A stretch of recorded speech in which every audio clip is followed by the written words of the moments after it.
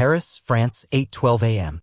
The glass and steel headquarters of Valentia Motors, Europe's leading luxury car brand, gleamed under the spring sunlight. In the top-floor office, Isabel Moreau, the CEO and founder of the brand, sat before a large window, her gaze following the flow of traffic along the Champs-Élysées. The desk phone rang. She didn't turn her head. "Julian," she said, instantly recognizing her trusted assistant's voice even before he spoke. "I'm here, Isabel," came Julian's calm reply. "Arrange an unannounced trip for me to Berlin. No press, no private jet. Keep it as discreet as possible." Julian asked no further questions. "May I ask the reason?" "Personal. But it may become very professional." She hung up, her hands still gripping the letter printed on fine stationery. "To the management of Valentia Motors. I visited your showroom in Berlin intending to purchase the Aurelius X, a car I have long dreamed of owning. I am fully capable financially and had scheduled an appointment in advance, yet the experience left me unsettled. The staff didn't bother to shake my hand and refused to show me the premium model. Meanwhile, a white customer who arrived later was offered champagne and given a thorough tour.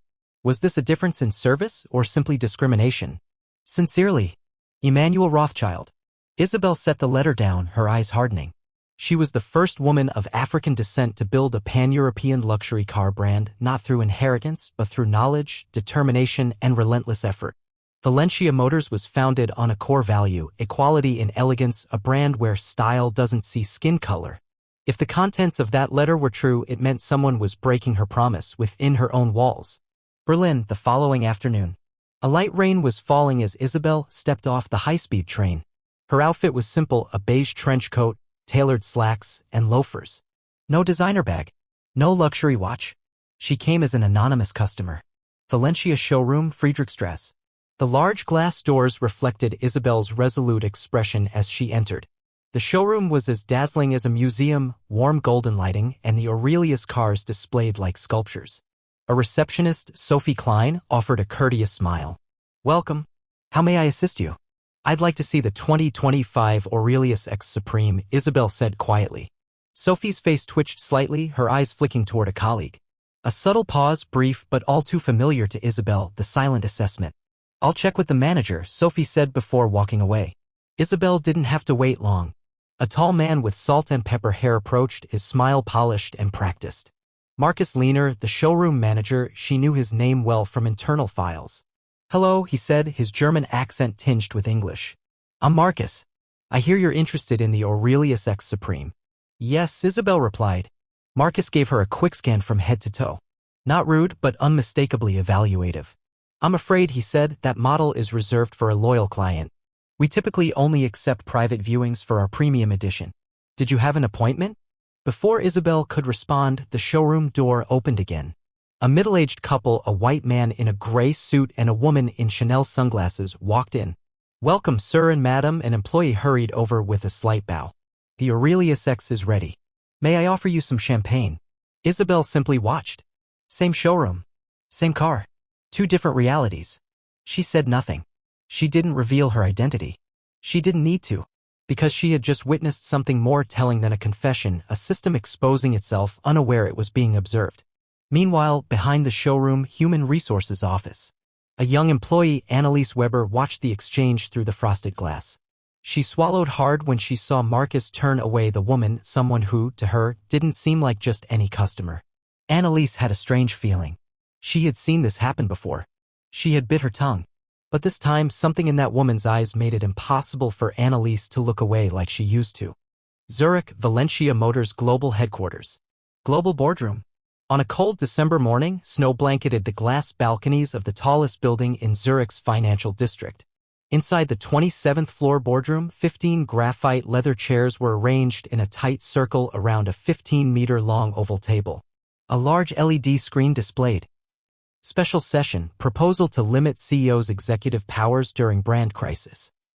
The tension was palpable. This wasn't a routine meeting. This was a battlefield. Isabel Moreau entered. She was 3 minutes late, deliberately. Not from carelessness, but as a calculated move. Her entrance immediately silenced the murmurs. No evening gown. No power suit. She wore a simple deep blue ensemble, her hair in a low bun, no jewelry. Silent, but sovereign. Her eyes paused for exactly 3 seconds on Victor Drexler, seated at the far end of the table, the man quietly orchestrating the entire proposal. Then she sat down in the seat bearing her name, Isabel Moro, CEO and founder. Victor began. He rose with grace, tall, silver-haired, his appearance as polished as a statesman. Ladies and gentlemen, he started, voice deep and deliberate. Valentia is facing a wave of global backlash, not due to product quality, but due to poorly managed communications and impulsive personal decisions. He paused, letting the words sink in. We are not asking to replace the CEO.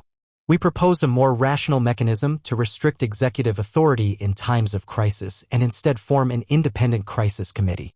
For stability. For shareholders. For the brand's global image. A few members, especially those from North America and Eastern Europe, nodded.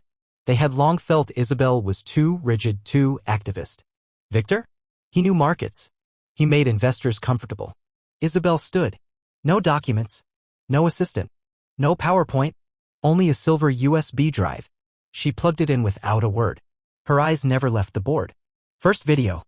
A well-dressed black customer being denied a test drive of the Aurelius X Supreme at the Berlin showroom. The internal audio echoed in the boardroom.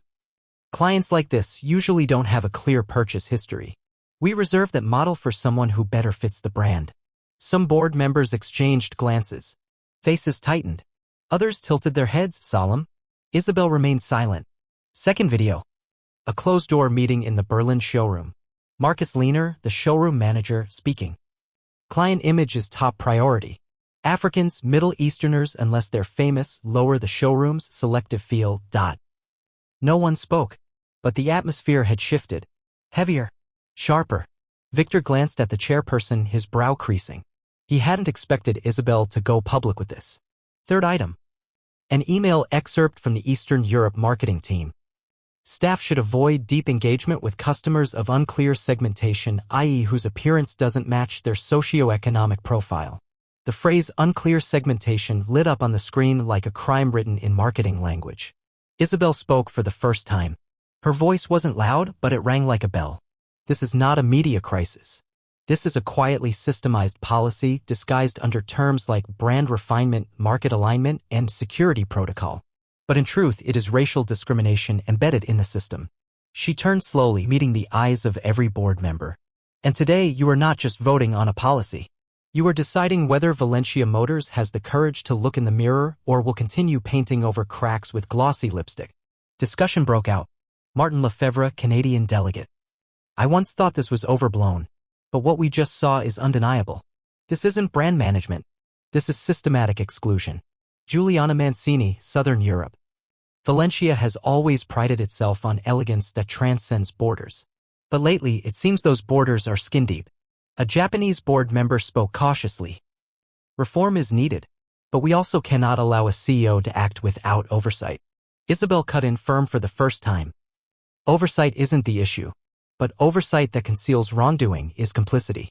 The chairperson called the vote. We will proceed with the vote.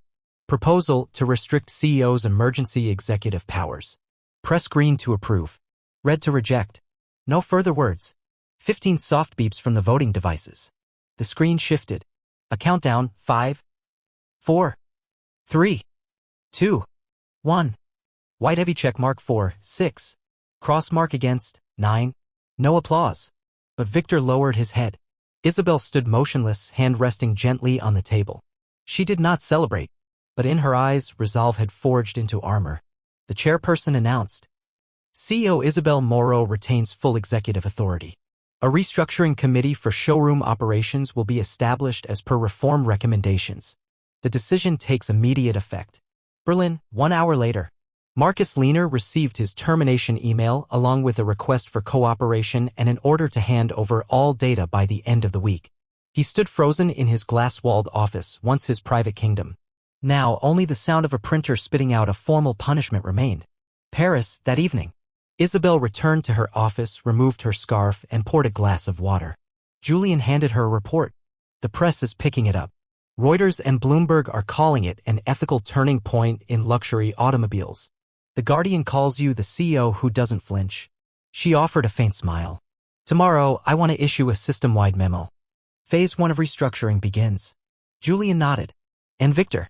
She replied quietly. He won't go down easily. But I didn't come this far to back down. Berlin the next day. Early morning. A silver-gray sky blanketed the city. Isabel sat in a small cafe not far from the showroom. A laptop open in front of her, earphones plugged in. She didn't eat or drink. She simply watched the footage from a hidden camera embedded in the button of her blouse. Julian, she spoke softly into the mic. I have clear footage of yesterday's customer interaction. Both Marcus Lehner and the showroom staff. Each face is fully identifiable. Julian's voice responded in her ear, as calm as always. Good. I'll edit and encrypt the files. We'll need more data before going public. And Annalise Weber? Isabel asked. Confirmed. Degree in international business. Previously interned at our Paris HQ. She submitted a customer experience improvement proposal last year. It was dismissed. Isabel looked out the window. The Valentia showroom sparkled like a perfect gemstone. But she knew. Beneath that polished surface were fractures far more troubling than any mechanical fault. Valentia showroom, staff office. Annalise Weber sat at her desk, her thoughts in turmoil. She couldn't stop thinking about the woman from yesterday. Calm stride, piercing gaze. There was something familiar, something important. Her inbox chimed. A new internal email. Urgent, delete all off-system customer evaluation data. She frowned. No explanation. No justification. The order came from senior management. Marcus Lehner. What were they trying to hide? She glanced around the office, then opened an old file in her personal notes folder. Over the past year, she had quietly documented a list of customers who had been inexplicably turned away. Mostly people of color, Middle Eastern or Eastern European backgrounds. The pattern. Redirected, underserved, never seen again. She had always known keeping that list was risky. But now, for the first time, it felt absolutely right. Later that evening, Tiergarten Park. Annalise received an anonymous message. If you truly want change, meet me at 2000 hours. Bench number 7 near the fountain. Bring a copy of the data you've been keeping. IM. Her hand trembled slightly. She knew who IM was. Not just yesterday's mysterious customer. Not just some unknown. Isabel Moreau. The meeting, bench number 7. Isabel wasn't wearing a business coat. She wore a black hoodie and a baseball cap, looking like anyone else. By the time Annalise arrived, Isabel was already seated, holding a paper coffee cup. Sit, she said, her voice low. Annalise sat down without a word at first. You know who I am? Isabel asked. Annalise nodded. You're the CEO. And I'm also the one who was denied a vehicle viewing in my own showroom, Isabel said, eyes still on the fountain. I didn't come to start a scandal. I came to find out, was this a one-off? Or is it always like this? Annalise reached into her coat and pulled out a small USB. This contains 12 months of unofficial records. I know I might be fired, but if no one speaks up, nothing will ever change. Isabel looked at her, silently, intently. Do you know what you just did? She asked. Annalise nodded. No hesitation, no fear. Isabel took the USB and slid it into her inner coat pocket. We can't win without people on the inside. You've done the right thing. But from this moment on, you're no longer a spectator.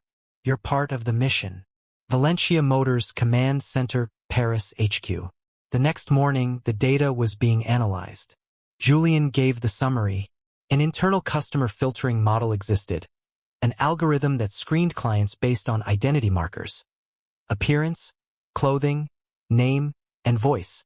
Deleted data could be recovered through unsynchronized backups. Marcus Lehner wasn't acting alone. A senior regional vice president was involved. Victor Drexler. Isabel sat still, eyes locked on the screen. The full picture was now clear. This wasn't just a rogue showroom. This was a systemic strategy, and she was about to shake its foundation. Paris, Valentia Motors headquarters. It was a gloomy morning, but inside the discreet meeting room on the 21st floor, the light from the projector illuminated the resolute face of Isabel Moreau.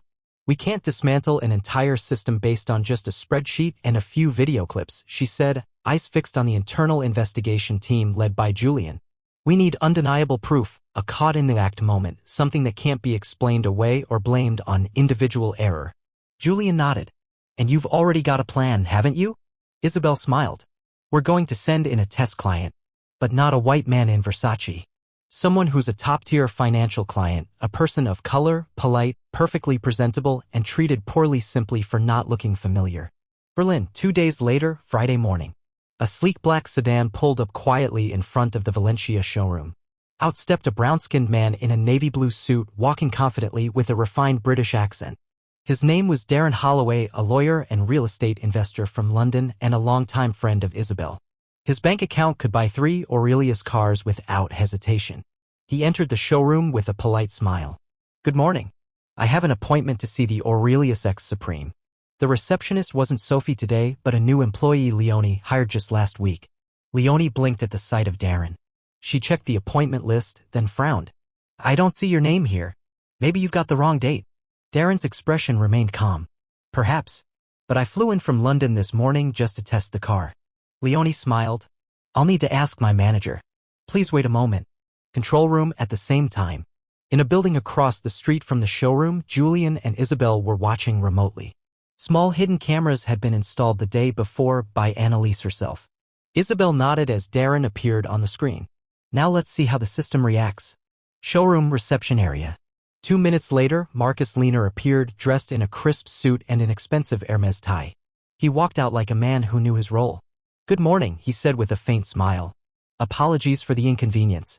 But with ultra-exclusive models like the Aurelius X, we usually schedule appointments based on profile and purchase history.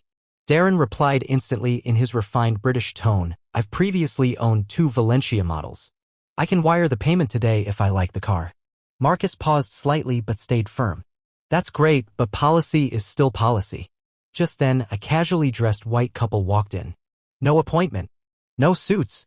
Yet within 30 seconds, they were offered champagne and escorted straight to the same model, the Aurelius X Supreme, that Darren had asked to see. Isabel spoke quietly into her earpiece. There it is. Surveillance room, Isabel and Julian. Julian nodded, pressing a button. Main camera caught everything. We'll compare greeting time, dialogue, treatment. It's irrefutable. Isabel stared at the screen, her gaze ice cold. Step 2, she said. Now it's Marcus's turn to face questions. That evening, a call from upstairs. At home, Marcus Lehner was sipping red wine when the phone rang. We've received footage showing you denying service to a VIP profile client, said a male voice, someone from the corporate compliance committee. Marcus's tone stiffened. I followed protocol. Did you? The voice replied sarcastically. Because a white client without an appointment was promptly and warmly received afterward? Silence. You'll be attending an internal inquiry next week. And don't delete any data, legal oversight will be present this time. Berlin, a small cafe. Annalise sat across from Isabel. You're going to make this public, aren't you? Annalise asked. No, Isabel replied. I'll let the internal system come to its own conclusion. We've placed them in a position they can't ignore. Annalise looked at her and gave a soft nod. I'm still not used to speaking up. But today, I wasn't afraid anymore. Isabel smiled. Because you've crossed the hardest line, silence. Paris, Valentia Motors headquarters. A gray morning cloaked the city, but inside a private meeting room on the 21st floor, the glow from a projection screen lit up the determined face of Isabel Moreau. We won't dismantle an entire system with a spreadsheet and a few video clips, she said, eyes fixed on the internal investigation team led by Julian. We need irrefutable proof, a moment that can't be excused, reworded, or blamed on individual error. Julian nodded. And I assume you have a plan? Isabel gave a faint smile. We're going to send a test client. But not a white man in Versace. Someone high net worth, polished, courteous, and non-white. Someone who will be mistreated for no other reason than not being recognizable. Berlin, 2 days later. Friday morning. A sleek black sedan pulled up outside the Valentia showroom. Out stepped a brown-skinned man in a navy suit, confident posture, and a refined British accent. His name, Darren Holloway, lawyer, real estate investor from London, longtime friend of Isabel. His bank account could buy 3 Aurelius cars without blinking. He entered the showroom with a polite smile. Good morning. I have an appointment to see the Aurelius X Supreme. The receptionist today wasn't Sophie but Leonie, a new hire from the previous week. Leonie blinked at Darren, checked the appointment list, then frowned. I don't see your name listed. Maybe there's been a mix-up. Darren's expression didn't change. Perhaps. But I flew in from London this morning for this test drive. Leonie smiled nervously. I'll need to check with the manager. One moment, please. Control room simultaneously. In a building opposite the showroom, Isabel and Julian monitored the feed. Tiny hidden cameras installed by Annalise the day before streamed everything live. Isabel nodded as Darren appeared on screen. Now we see how the system reacts. Showroom, customer lounge. 2 minutes later, Marcus Lehner appeared, his suit perfectly pressed, Hermes tie in place. He stepped out like a man slipping into a familiar role. Good morning, he said, offering a practiced smile. Apologies for the inconvenience. But with exclusive models like the Aurelius X, we typically operate by private appointment based on profile and transaction history. Darren responded immediately with crisp British elegance. I've owned 2 Valentia models. I'm ready to wire payment today if I'm impressed. Marcus hesitated but stayed firm. That's wonderful, but unfortunately our policy still stands. Just then, a white couple walked in casually dressed, no appointment. Within 30 seconds, a staff member was offering them champagne and escorting them directly toward the very model Darren had requested, the Aurelius X Supreme. Isabel spoke quietly into her mic. There it is. Monitoring room, Isabel and Julian. Julian nodded, fingers flying over the keyboard. Main camera caught everything. Response time, phrasing, tone of voice, all recorded. It's airtight. Isabel stared at the footage, her expression like ice. Step 2, she said. Now it's Marcus's turn to answer questions. That night, a call from above. At home, Marcus Lehner was sipping red wine when the phone rang. We've received a recording, said a male voice, a member of the Corporate Compliance Committee. You're seen denying service to a verified VIP customer. Marcus's tone turned defensive. I followed policy. Did you? The voice replied coolly. Because a walk-in white couple received premium service just moments later. Silence. You'll face an internal review next week. And don't delete a single file, this time legal oversight is involved. Berlin, small cafe. Annalise sat across from Isabel. You're going public with this, aren't you? Annalise asked. No, Isabel replied. I'm letting the system draw its own conclusions. We're backing them into a corner they can't escape. Annalise nodded. I'm still not used to speaking up. But today, I didn't feel afraid. Isabel smiled. Because you've crossed the hardest line, silence. Valentia Motors Regional HQ, Munich. The atmosphere in the 18th floor boardroom was a stark contrast to Isabel's office in Paris. Here, dark wood, Italian leather, and expensive abstract art screamed old-world power. Victor Drexler, Central Europe VP, was presenting to the Regional Executive Committee, calling the Berlin incident a communication misfire, a procedure gap, internet rumors. And right now, he said gravely, our focus should be internal stability, not getting entangled in politicized social narratives. An elder board member, Otto Henning, nodded. Valentia has never followed social waves. Our brand is built on silence and sophistication. Paris, same time. Isabel reviewed a video of the Munich meeting secretly obtained by Julian via her covert IT network, now functioning like an internal intelligence unit. Victor is reframing everything, Julian said. He's turning a discrimination scandal into a media mismanagement issue. He's not stupid, Isabel said coldly. He pretends neutrality to manipulate. But Victor wasn't just behind Marcus, he's the system's enforcer. 3 days later, Zurich boardroom. Isabel entered the room where the European Regional Board was gathered. Victor stood waiting, as courteous as always. Hello, Isabel, he said, shaking her hand, his grip cold as steel. I hear you've been active. She sat, locking eyes with him. And I hear you've been busy reframing facts as PR noise. The room fell quiet. Italian board member Giuliana Mancini broke the silence. It seems the Berlin incident has seriously impacted brand trust. Isabel opened her tablet. The issue isn't public perception. It's truth. She tapped a button. The screen lit up. Footage of Darren Holloway played, his calm manner, his polite request, the subtle refusal, and then the white couple receiving full service. Marcus's voice was crystal clear. We reserve this car for more familiar clients. No edits. No ambiguity. The room held its breath. Isabel stepped forward, voice like a blade. We're not under attack by the media. We've been exposed by our own behavior. Victor's face remained composed, but his hand tightened around his fountain pen. Hallway 19th floor after the meeting. As Isabel exited the boardroom, she heard footsteps behind her. Isabel. She turned. Victor. You're damaging a machine that's run smoothly for 40 years, he said quietly. Has it run smoothly for everyone? She asked. You're making this personal, Victor replied. No, she said. I'm doing what's right even if it hits your personal comfort. Victor smirked. If you expose everything, the board will split. Do you really think they'll side with you? Isabel answered without hesitation. With the customer. And with the future. You? You're clinging to the past like a rusted lock. Berlin. Annalise gets a warning. The next day, Annalise was summoned to a small office in the Berlin showroom. Inside waited her Koenig, an internal legal officer. Ms. Weber, he said sternly. There are rumors you've shared internal data. If that's true, you could face legal action.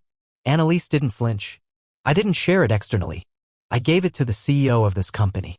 Koenig's expression tightened. You're putting yourself at serious risk. Annalise stood. No. This company is at risk if it keeps hiding the truth.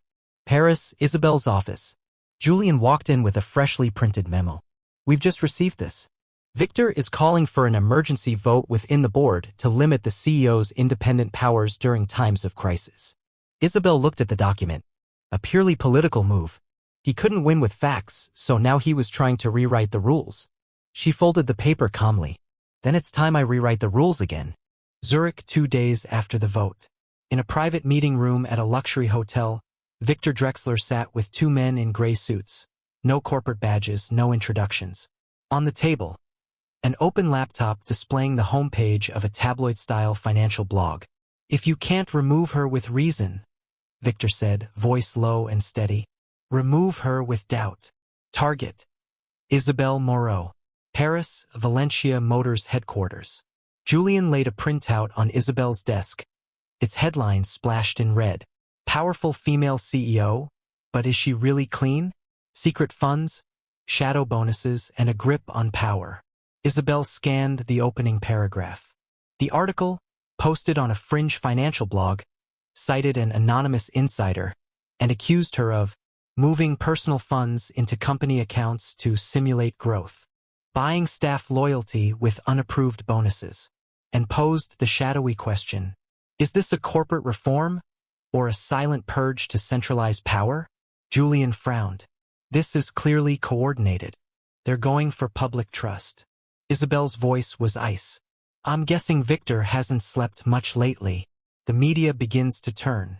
France's national evening news opened with the question, Isabel Moreau, a reformist hero or a power executive hiding behind justice? Twitter split into factions.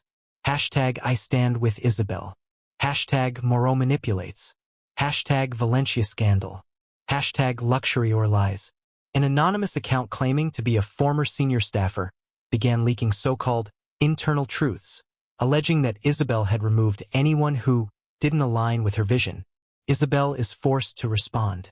Emergency press conference, Paris. Under harsh lights, seated alone at the press podium, Isabel showed clear signs of fatigue. A reporter from Le Monde asked, Ms. Moreau, do you deny that your reform campaign has also functioned as a purge? Isabel looked up, voice calm but tight. Every reform demands firmness. But I've never removed anyone for disagreement. Only for hiding the truth. A second journalist asked, and the alleged personal transfer into company funds? Some say that's financial manipulation. Isabel stared directly into the camera. It was a temporary capital advance during the COVID crisis, fully repaid and audited. But truth doesn't make headlines the way doubt does. Does it? She smiled faintly, but her eyes sharpened like steel. Annalise gets pulled into the storm. Berlin, Valentia showroom. Annalise received an anonymous email. Which side are you on? Isabel won't be able to protect you forever. They're drafting a list of names for internal inquiry. She didn't reply, but she printed the message and laid it on her desk. For a moment, her expression was no longer that of a staff member, but of a witness. Julian finds the trail. Back in the data analysis lab, Julian and his tech team traced the IP addresses of 3 anonymous accounts attacking Isabel. One IP led back to Valentia's internal network in Munich HQ, routed through a German proxy. Julian muttered, Victor is careful, but not careful enough. The unofficial confrontation. Paris, private restaurant, late evening. Victor invited Isabel to meet. No secretaries, no aides, no recordings. You counter well, Victor said, sipping wine. But public trust doesn't require proof, only reasonable doubt. Isabel set her glass down. I don't need public trust. I need the board. Victor smirked. You think they'll back a CEO accused of cooking the books? You're gambling everything. Isabel held his gaze. I'm not gambling. I'm tearing down a wall you thought no one would dare touch. A shift in the narrative. An ally speaks out. The next morning, the Financial Post exclusive. Former CFO, Isabel Moro saved Valentia from collapse with personal funds. The article included verified bank documents, internal board meeting minutes from 2020, auditor signatures from an international firm. Isabel strikes back with truth. She called a global press conference. No questions, no debate, only a statement. I don't ask for your trust with slogans. I earn it with action. Public opinion can be manipulated, but truth doesn't die. It simply waits for the right voice to speak it. Paris. A muted gray sky hung over the red-tiled rooftops like an ellipsis suspended above a verdict yet to be delivered. In the 21st floor office of Valentia Motors headquarters, Isabel Moro stared at a whiteboard crowded with notes, news outlets, TV channels, hashtags, polling trends, red arrows, black lines. Each scribble marked a trench in a new kind of war. Not for market share, but for trust. She no longer had to prove her product was better than the competition. She had to prove she wasn't a hypocrite. Julian entered, setting down a thick folder. Public sentiment analysis, he said. 47% suspect you have personal motives. 33% support you. 20% are undecided. But, Isabel asked. The credibility of traditional media is dropping. The online audience is split. And Victor, he's quietly feeding the skeptics. Isabel leaned back. She already knew. In this world, truth doesn't win by merit alone. It wins when someone brave enough chooses to carry it. We're not going to chase down every article, she said. We'll tell a bigger story. What story? Julian asked. Their story, the people who doubt me. Berlin. A small studio. A group of former customers, all previously turned away at Valentia showrooms, sat facing a camera. They shared their experiences. Being rejected, told to come back later, subtly shown the door. An Egyptian man laughed bitterly. I thought maybe I was dressed too casually, but then I saw a white guy in a hoodie get offered champagne. A French woman of African descent broke down in tears. I admired Valentia, but the first time I walked into a showroom, they said, "This model isn't really right for you." There was no shouting, but their words cut like silent blades. The final 11-minute video, edited by Isabel's team, was released independently on social media under the title, Luxury Showroom, Locked Door. Within 24 hours, it hit over 5 million views. Mainstream media picked it up. Talk shows invited panelists. New hashtags trended. Hashtag luxury is not white. Hashtag Valentia voices. Hashtag Isabel didn't lie. But Victor did not stay silent. Munich. Victor Drexler appeared on a German talk show. Legs crossed, under soft studio lights. His shimmering tie reflected the polished armor of denial. We don't select clients by race, he said calmly. We select clients that align with the brand's spirit. That's not discrimination. It's refinement. The host asked, "So you completely deny what's shown in the video?" Victor smiled. "I deny the framing of the story. It doesn't reflect the complex realities of running a global company." Complex, a word often used to sanitize injustice. Isabel watched the segment on screen. She knew what was coming. He's trying to reframe an ethical crisis as a governance issue, she told Julian. I'm going to turn it back into a question of human dignity. The next day, Isabel appeared at a live event she had personally organized. The True Client Forum. No luxury backdrops. No stage branding. Just a small platform, plastic chairs, and an open mic. Guests, former customers who had been mistreated, and loyal Valentia supporters alike. Isabel stepped out. No prepared speech. Valentia was founded on an idea that luxury isn't just price, it's recognition.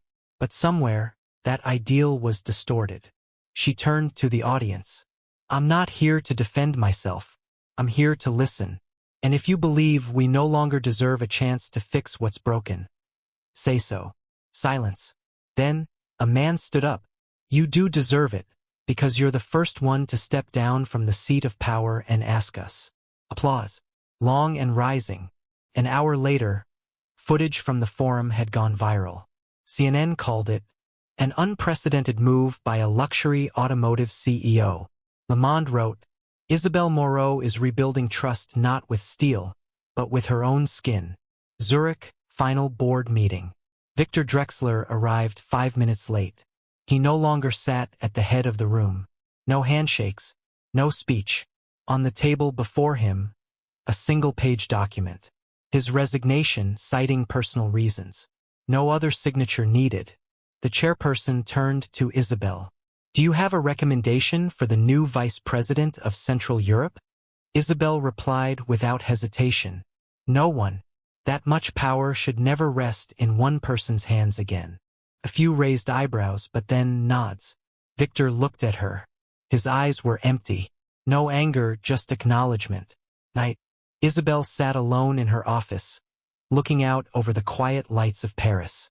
At last, the silence she had longed for had returned. But not the silence of concealment. The silence that follows a storm. Julian entered. You won, he said. Isabel shook her head softly. No. I just made people start to believe they deserve to be heard. She turned in her chair, picked up the phone. Call Annalise. It's time to begin phase 2. Paris. The sky remained ash-gray like in the early days of winter. But in the 21st floor office of Valentia Motors headquarters, a new kind of light was quietly taking shape, not from the sun, but from turning pages of a plan, from faces that once trembled before wrongdoing and now stood tall for what was right. Isabel Moreau sat upright in a leather chair by the large glass window. In her hands, the Global Reform Blueprint. A plain white cover. No logo. No name. No insignia, only 4 words printed in italic. Rebuild from within. This was no longer a campaign. It was a declaration. Radical, a board member had whispered upon seeing the draft. But Isabel no longer needed agreement. She needed real movement. Berlin. Annalise Weber walked into the showroom where she'd once been threatened for speaking truth. Today, she was no longer a receptionist. She carried a redesigned operations chart, her sleeve embroidered with the words, Client first, bias nowhere. She walked past the consulting desks, guiding each staff member on how to serve clients, not through assumptions but with tech. A new AI system now tracked service bias through facial analysis, wait times, and tone variation between clients. She said to a new hire, It's not their skin that makes them exceptional. It's the truth that makes us treat them exceptionally to make things right. New York. A showroom meeting under soft yellow lighting. For the first time in Valentia's history, a customer forum was held with no keynote, no luxury barricades. On a plastic chair, a man of Arab descent spoke slowly. I stood outside this showroom for 18 minutes once. No one came to greet me. I thought maybe I didn't look wealthy enough. Thank you for inviting me today, not as a buyer, but as someone who speaks honestly. His words traveled back to Paris. Isabel listened to every sentence, every pause. She didn't feel proud. She felt indebted to each and every one. Munich. In the room that once belonged to Victor Drexler now stood the new Cultural Transformation Unit, mobile, multinational, without any supreme title. A Kenyan woman who once worked in logistics. A Serbian technician. A Japanese former warehouse manager. Together, they now taught the basics. How to make eye contact. How to greet without bias. And most of all, how to be silent long enough to listen to someone not like yourself. At the end of the session, Isabel appeared. Has anyone ever stayed silent while watching a customer be turned away just because they didn't look right? Silence.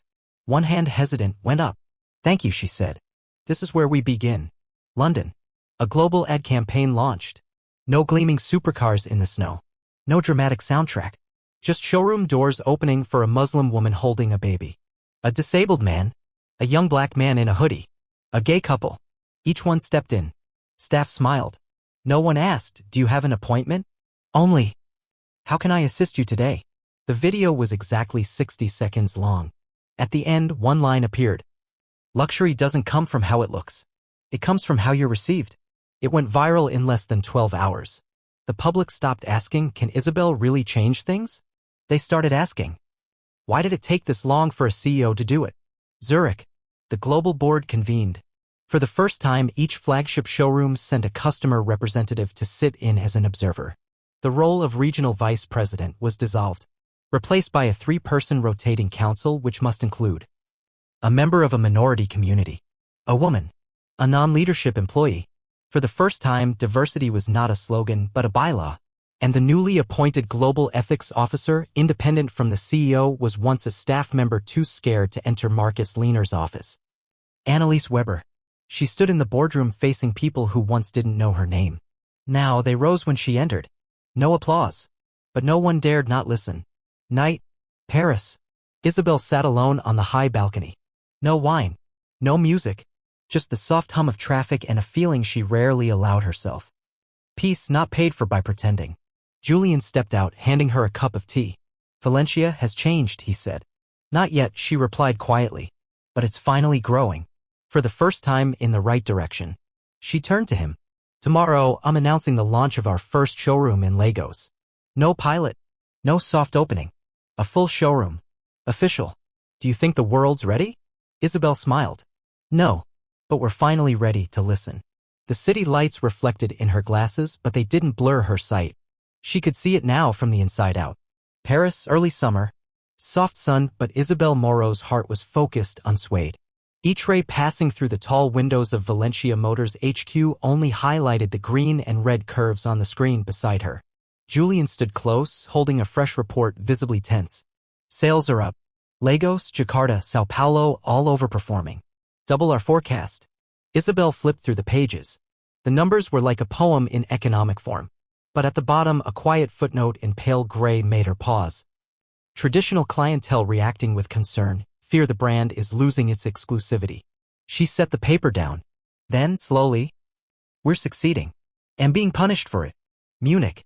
A private evening among wood-paneled walls, faux fireplace, and candlelit wine. Collectors and investors murmured around vintage reds. "Everyone drives Valentia now," a silver-bearded man scoffed. "A showroom in Nairobi?" another asked, raising an eyebrow. "That's luxury?" "Moro might be a reformer," a woman said coolly, placing her glass down. "But she's killing the mystery of the brand." No one spoke further. But the silent nods were judgment enough. The next morning, Paris. Isabel read a New Yorker op-ed. "Valentia may be creating a more humane luxury. But desire doesn't just come from quality, it comes from the illusion of being chosen." She closed the paper. Her eyes didn't burn with anger, only quiet clarity. Julian walked in with coffee, already guessing the mood. "So now we're being criticized for not being elitist enough?" Isabel laughed, a short, needle-sharp sound. "We opened the doors. And they want them shut." That night, alone in her office, she wrote an email to the board. No fanfare. No fluff. Subject line: "Selective excellence, not selective access." Valentia can't return to a model where doors only open for those who look alike. But we also can't become a generic brand. Between those extremes, I choose a new path. She paused, deleted what she almost added, then signed it simply. Isabel. No title. No honorific. Just a human being. 1 week later, Zurich. A board meeting under white light cast over an oval table like an unbroken circle. Isabel stood. No slides. No printouts. "We've overcome an ethical crisis. Now it's time to overcome an identity crisis." She drew 2 interlocking circles on the board. One is public reach showrooms in new markets, reasonable pricing, equal service. The other is aspiration, where quality and brand depth stay intact, not by exclusion but by learning and commitment. A European executive asked. "So, 2 showroom types?" "No," Isabel said. "1 heart. 2 beats." She outlined the model. Valentia core for everyone. Luxury, simple, fair. Valentia signature, deeper, richer, but open to all. Not exclusive by class, but by understanding. No applause. But for the first time, no objections. London. Annalise stood on stage at a global brand summit. Hair tied simply. Plain black shoes. No logos. I used to stand behind the front desk. No one looked at me for more than 3 seconds. Now I'm asked, what should Valentia be tomorrow? She paused. The room went still. And I believe, if a brand can only exist by making others feel they're not enough, that's not luxury. That's fear dressed in gold. 1 month later, near Paris, the first car without a logo rolled off a test line. Just a seamless curve, fluid as water. No chrome trim. No badge. No rank. Julian stood beside Isabel as she stepped in. What are you calling it? He asked. She didn't answer right away. Her fingers brushed the wheel, once a symbol of control, now a space for self-expression. She turned and smiled. I'm not naming it. Whoever drives it will name it with their own story. The headlights came on. The door shut. The car moved down a quiet road lined with trees. No engine noise. Only wind. And a new kind of belief. Luxury doesn't live in how something looks. It lives in how we walk forward, without leaving anyone behind. Paris, one unannounced morning, the door to the 21st floor office swung open, and with it came the presence of a future that never knocked. Julian placed a tablet on Isabel's desk. On the screen was a familiar logo, Helix Omega, a global tech conglomerate known for its super AI systems that analyze consumer behavior. Official proposal, Julian said. They want to buy 28% of Valentia's shares, on the condition that we integrate their emotional AI analytics into the entire design and sales process. Isabel looked up at him as if she had misheard. You mean, let AI suggest what to design, where to place showrooms, and who to sell cars to? Not decide. Just optimize, Julian emphasized. But his eyes told a different truth. Optimize was just another word for control. 3 days later, Zurich. In the glass-walled boardroom of the Strategic Shareholders Council, a silver-haired man sat across from Isabel. His name was Elias Crane, a senior Helix Omega executive, formerly an advisor to 3 governments.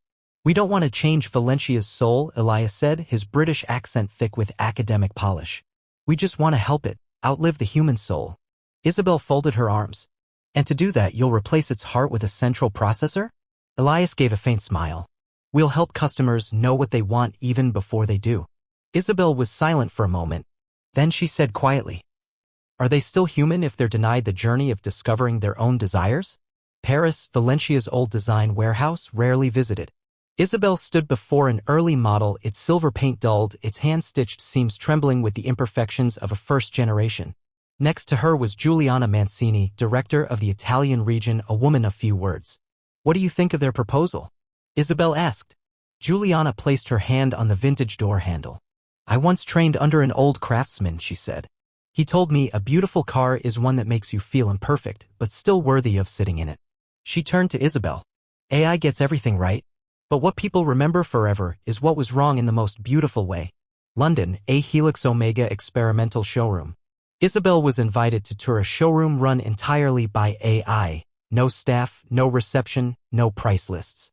Every customer action was tracked, how long their gaze lingered on a curve, their heartbeat as they sat in a car. A young, confident systems operator told her. We can predict with 87% accuracy whether someone will buy within 5 minutes of observation. No more failed pitches. Isabel asked softly.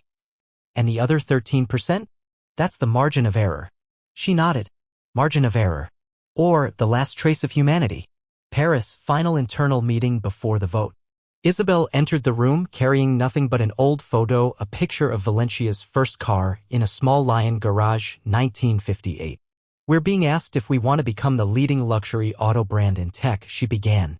The easy answer is yes. But the real question is, who do we want our customers to become? She raised the photo. Valentia used to be driven by people who weren't perfect, not always wealthy, but had taste because they knew how to wait. They chose not because AI suggested it, but because their hearts raced when they first saw a perfect curve.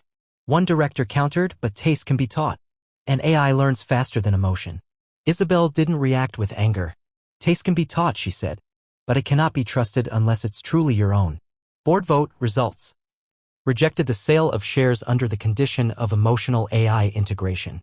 Approved a partnership with Helix Omega limited to logistics and regional analytics with no influence on design or sales.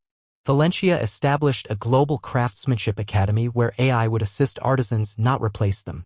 That night, at a secret workshop outside Paris, Isabel stood before a car in progress, each stitch by hand, each coat of paint balanced by instinct, not machines. Julian approached quietly. "What if one day AI can do everything we call art?" he asked. Isabel didn't turn around. "Then we'll create something else. Something AI can never replicate." "What would that be?" She smiled. "Beautiful flaws. The things that make life vivid. Like a scratch on old leather shoes. Like the nervousness the first time you sit in your dream car." A flash of lightning lit up the sky. Rain was coming, but she stayed where she was. At the edge between legacy and data, she chose to preserve the blur, the place where the heart still had to guess. Paris, an unannounced morning. The door to the 21st floor opened without warning, and with it came the quiet presence of a future that didn't knock. Julian placed a tablet on Isabel's desk. The screen showed a familiar logo, Helix Omega, a global tech giant famed for its behavioral analysis AIs. "Formal offer," Julian said. "They want to purchase 28% of Valentia shares. On one condition, the full integration of their emotional AI into our design and sales processes." Isabel looked up, as if she'd misheard. "You mean, the AI decides what we design, where we place showrooms, and who we sell to?" "Not decide, just optimize," Julian emphasized. But his eyes told another story. Optimization was just another word for control. 3 days later, Zurich. In the glass meeting room of the strategic board, Isabel sat across from a silver-haired man. Elias Crane, senior Helix Omega representative and former advisor to 3 governments. "We don't want to change Valentia's soul," Elias said in crisp, academic British. "We only want to help it outlive the soul of any individual." Isabel folded her arms. "And to do that, you'd replace its heart with a central processor?" Elias gave a thin smile.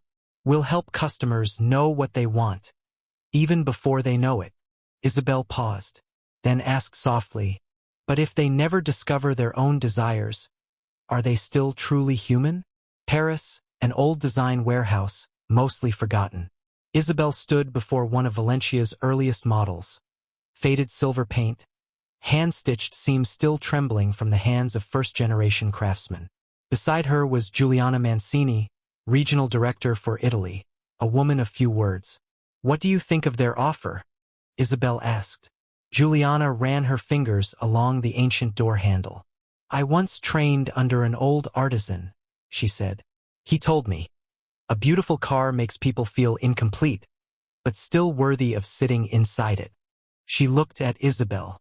"AI does everything right, but what we remember most are the things that are beautifully wrong." London, a Helix Omega pilot showroom. Isabel toured a fully AI-run showroom. No staff, no receptionist, no price tags. Every customer movement was analyzed. How long their eyes lingered, how their heartbeat shifted in the driver's seat.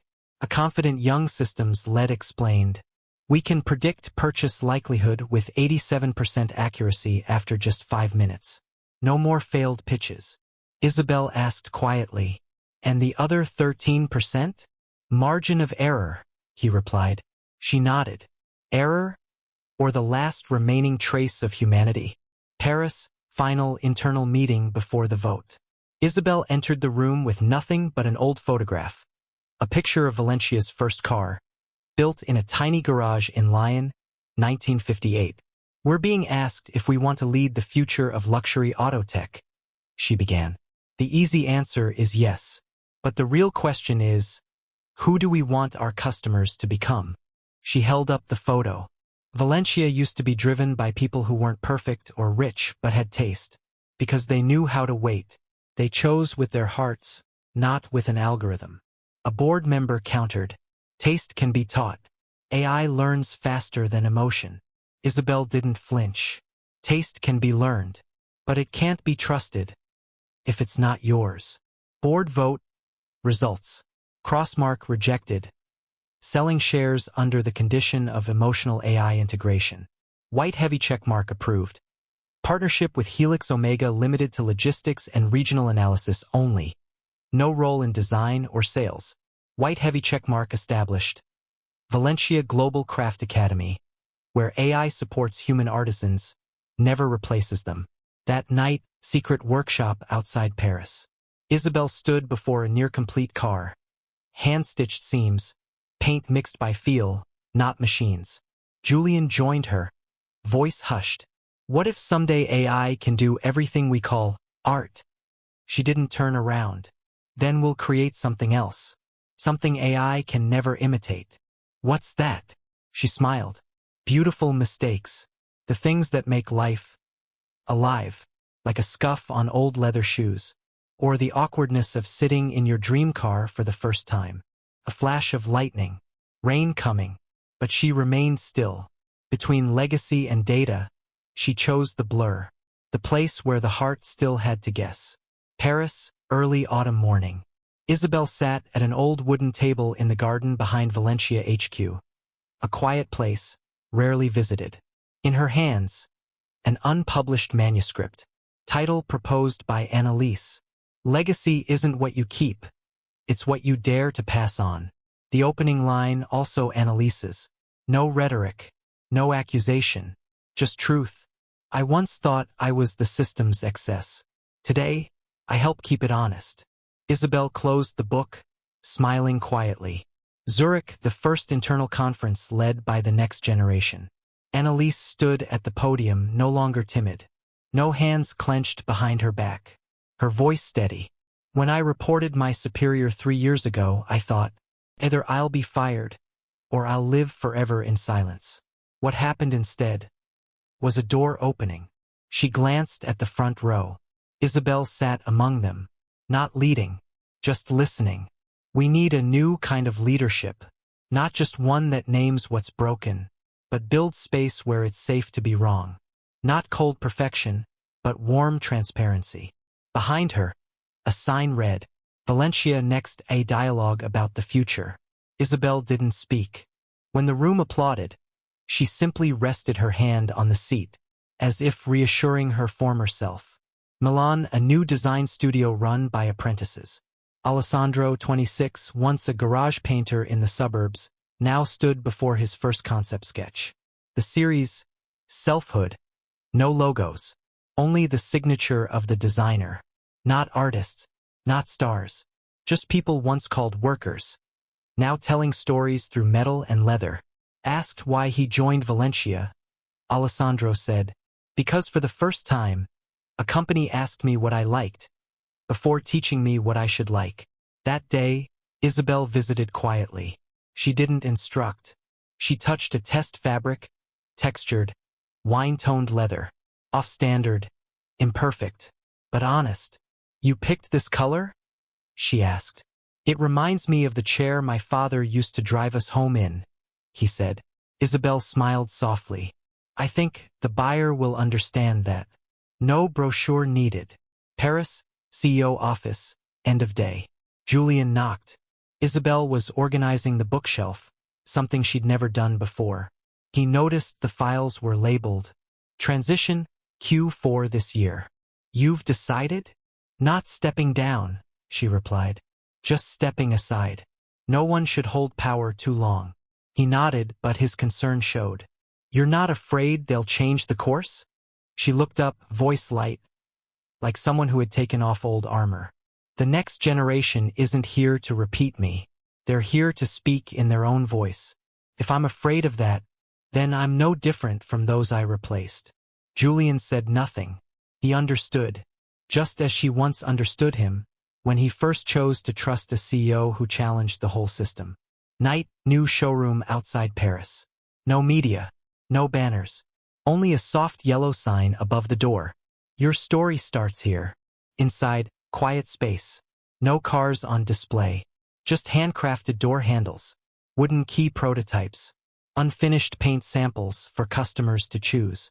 A young visitor entered, looking uncertain. A new employee, a young woman, approached with a warm smile. You don't have to buy a car today. Just tell me, if there was a car that was you, what would it look like? Outside, Isabel sat in her car watching. She didn't go in.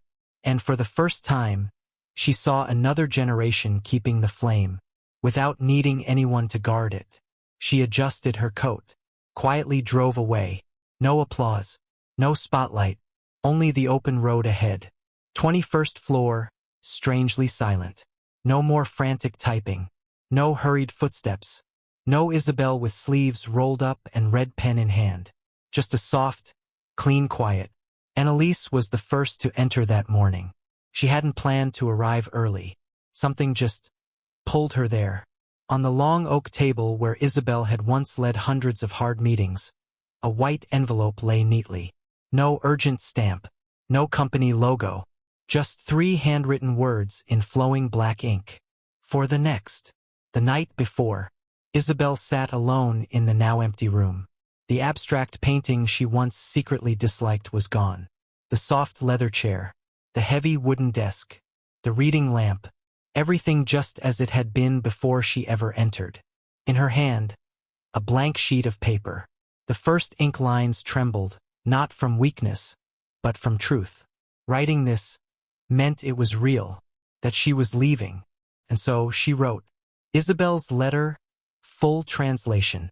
Paris, the last night I am the one in charge. To the one who comes next. You won't sit in the chair I once sat in, but you'll face the questions I once faced. I'm not writing to instruct. I'm writing to share. To tell you that chair is not as powerful as they say. There were nights I sat there alone, reviewing complaints, falling revenue, headlines filled with accusation. And I'd ask myself, is anyone still on my side? But then I remembered the first time Annalise walked into my office. Hands trembling, voice small, but eyes steady. She came not to ask for anything. She came to reclaim a voice. Not for herself, but for a customer who had never once been called by their name. And I knew I could never go back to the easier days. When you sit in that chair, you'll be tempted by what's smooth, fast, efficient. But never forget, we were not made to run like machines. Valentia does not exist to build beautiful cars. Valentia exists so that anyone from Lagos, Lyon, or London can walk through a door and feel worthy. Not because they have money, but because they have a story. And if you can truly hear those stories, you'll understand why luxury isn't a product.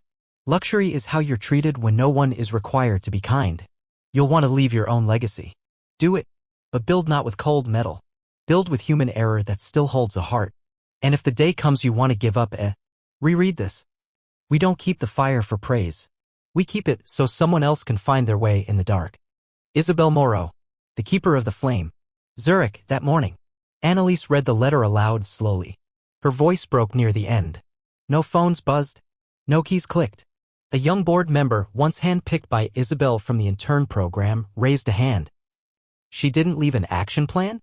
Julian, now an advisor, smiled gently and placed a hand on the letter. This is the plan. No strategy deck. No 10-year forecast. Just one instruction. Keep the fire. 1 week later, new showroom in Dakar. No CEO portrait. No achievement timeline. Just one engraved line on the wall. The one who walks in need not be chosen. Only heard. A young receptionist asked the branch director. Who wrote that? The manager smiled. We don't know. Maybe a customer. Maybe someone who once kept the fire. Paris, day's end. Isabel tended a small garden behind her suburban home. A neighborhood boy tossed a newspaper over the fence as he always did. She picked it up. Front page. Valentia Motors reaches 100 showrooms in Africa. Sales up 11%. But the real triumph, brand-agnostic satisfaction score, hits historic high. She folded the paper. Didn't file it. Didn't keep it. Just left it by the window, letting the breeze turn the pages. As the sun dipped behind the trees, the last golden ray hit the fountain pen inside her sleeve. The pen that once signed the first charter that changed everything. She carried no medals. No motto. Only one thing. The flame now in new hands.